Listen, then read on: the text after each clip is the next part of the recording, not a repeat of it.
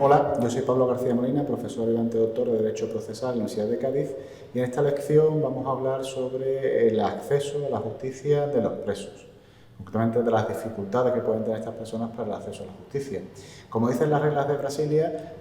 la privación de la libertad ordenada por la autoridad pública competente puede generar dificultades para ejercer con plenitud ante el sistema de justicia el resto de derechos de los que es titular la persona privada de libertad, especialmente cuando ocurre otra u otras causas de vulnerabilidad, como puede ser el caso, por ejemplo, de la edad, la discapacidad, la pertenencia a comunidades indígenas, la migración, el desplazamiento interno, la pobreza, el género y la pertenencia a minorías. Hemos de advertir que a efectos de estas reglas se considera privación de la libertad la que ha sido ordenada por la autoridad pública, ya sea por motivo de la investigación de un delito o por el cumplimiento de una condena penal, por enfermedad mental o por cualquier otro motivo. No obstante, aunque cuando hablamos de la privación de la libertad nos referimos a todos estos supuestos, a continuación vamos a centrarnos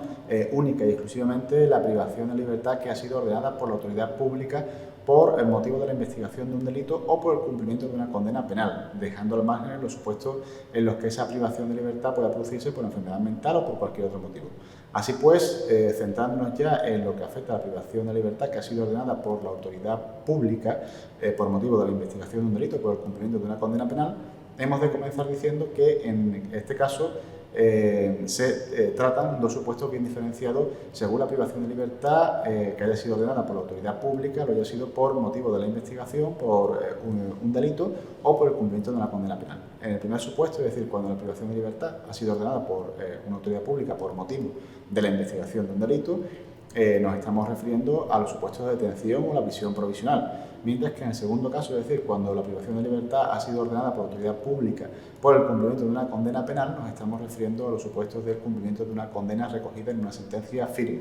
La diferencia entre uno y otro supuesto es importante, dado que en el primer caso el privado de libertad es un detenido o un preso preventivo que aún no ha sido enjuiciado ni condenado y que por tanto tiene incólume el derecho a la presunción de inocencia que le reconoce la legislación internacional y nacional. Por el contrario, el privado de libertad por el cumplimiento de una condena recogida ya en una sentencia firme ya ha sido enjuiciado y condenado, por lo que ya no tiene ese derecho a la presunción de inocencia, dado que se ha demostrado en un juicio oral y público y con todas las garantías que era el responsable penal de los delitos por los que se le enjuiciaba. Señalan también las reglas de Brasilia que en el cumplimiento de estas medidas, las penas privativas de libertad,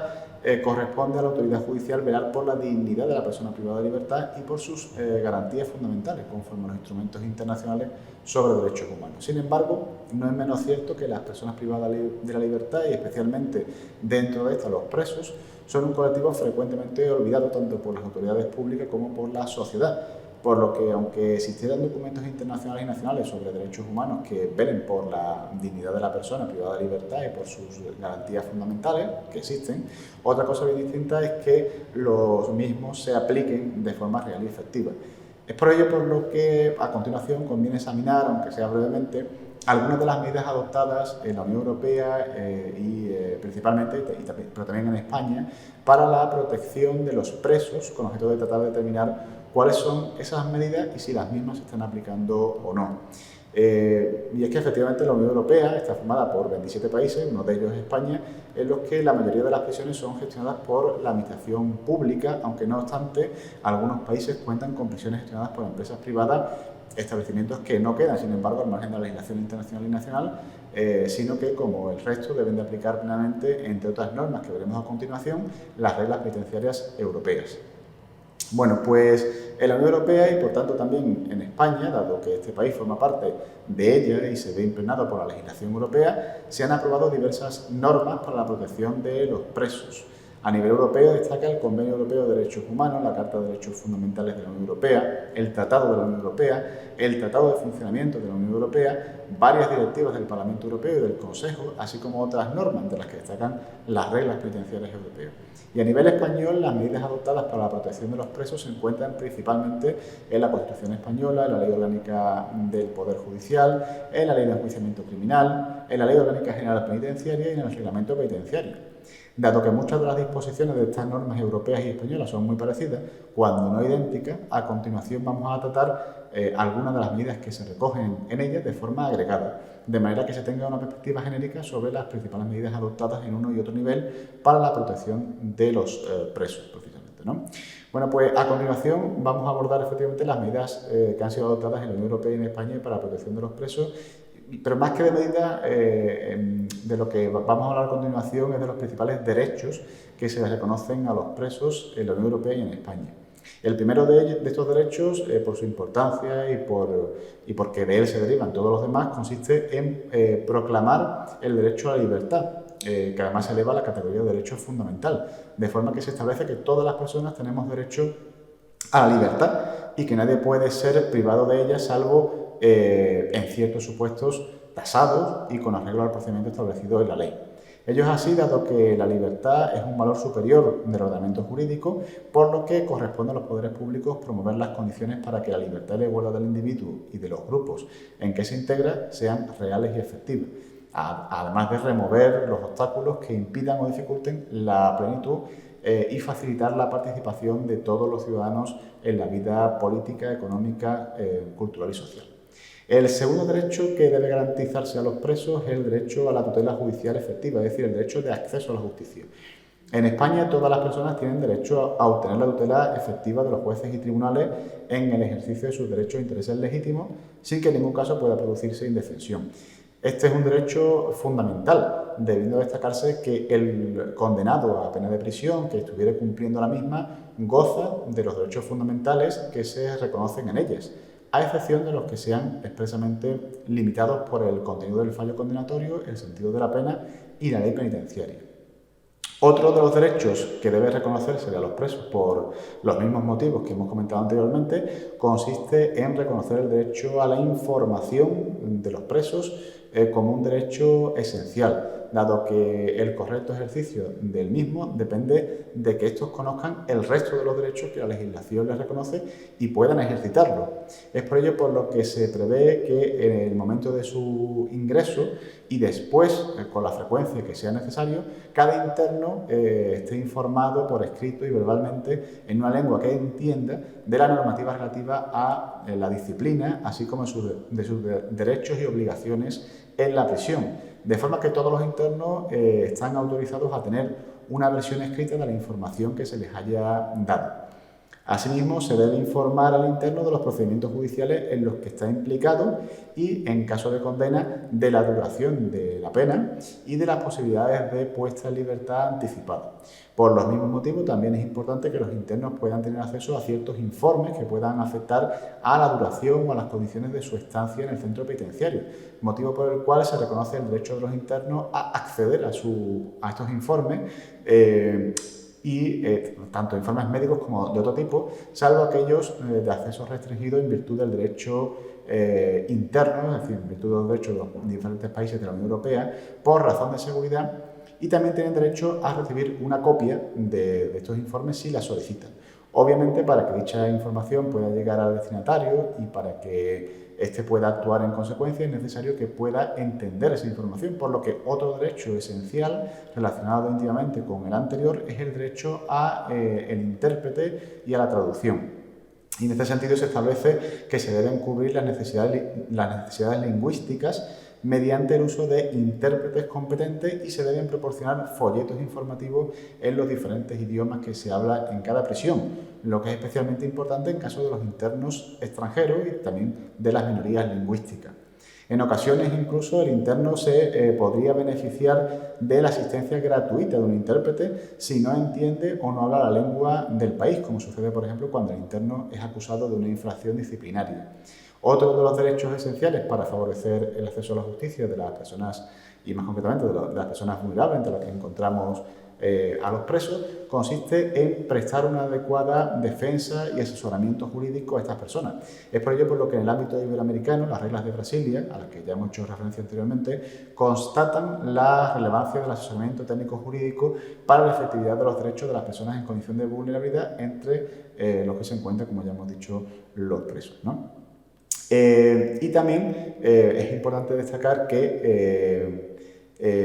lo mismo sucede sucede en el ámbito europeo, donde también se reconoce el derecho de todo interno a solicitar asesoramiento jurídico, así como el deber de las autoridades penitenciarias de ayudarle de manera razonable a tener acceso a él.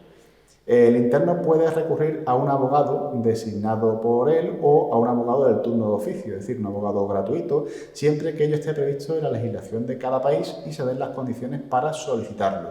Las consultas y otras comunicaciones, incluida la correspondencia sobre aspectos legales entre un interno y su abogado, son confidenciales, aunque no obstante se prevén excepciones a esta regla general. Asimismo, los internos pueden acceder a los documentos relativos a los procedimientos judiciales que les afecten, o bien a estar autorizados a tenerlos en su poder. Los abogados deben y pueden visitar a sus defendidos que se encuentren en prisión y pueden ser controlados en el acceso o durante su estancia en el centro penitenciario.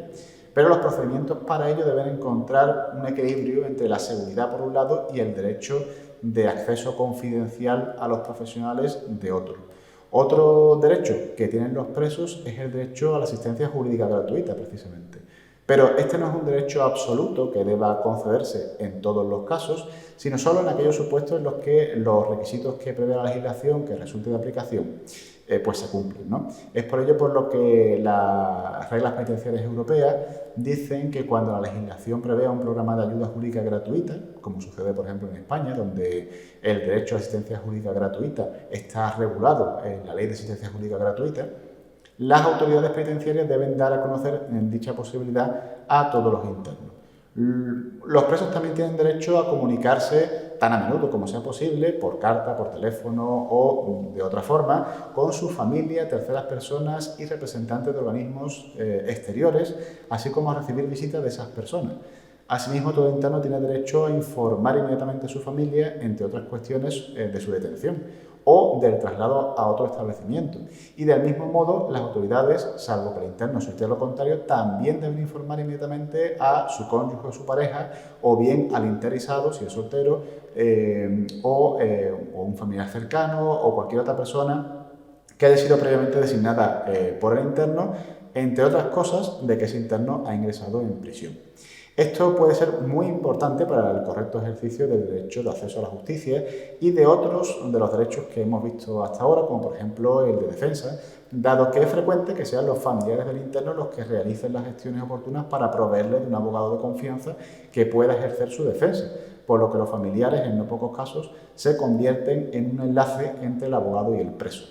En relación con esto, hemos de tener en cuenta que los internos deben ser asignados, siempre que sean posibles, a la prisión que esté situada más cerca de su casa y esto sin duda facilita el ejercicio del derecho de acceso a la justicia y otros derechos como por ejemplo el derecho de defensa por la cercanía del abogado a la prisión y de sus familiares también a la prisión. No obstante, esto no es una regla absoluta, pues la asignación también debe tener en cuenta las exigencias referentes a las diligencias y a las investigaciones penales, a la seguridad y también a la necesidad de ofrecer un régimen adecuado a todos los internos. Los presos tienen también derecho al recurso, es decir, derecho a utilizar los medios de impugnación de las resoluciones administrativas o judiciales en aquellos casos previstos en la ley y a la que no se obstaculice tampoco su uso por una interpretación de los requisitos legales para el acceso a los recursos que resulte irrazonable o arbitrario. Por último, otro derecho que tienen todas las personas que sufren arresto o detención, ilegales especialmente, es el derecho a una reparación. Las reglas penitenciarias europeas prevén normas específicas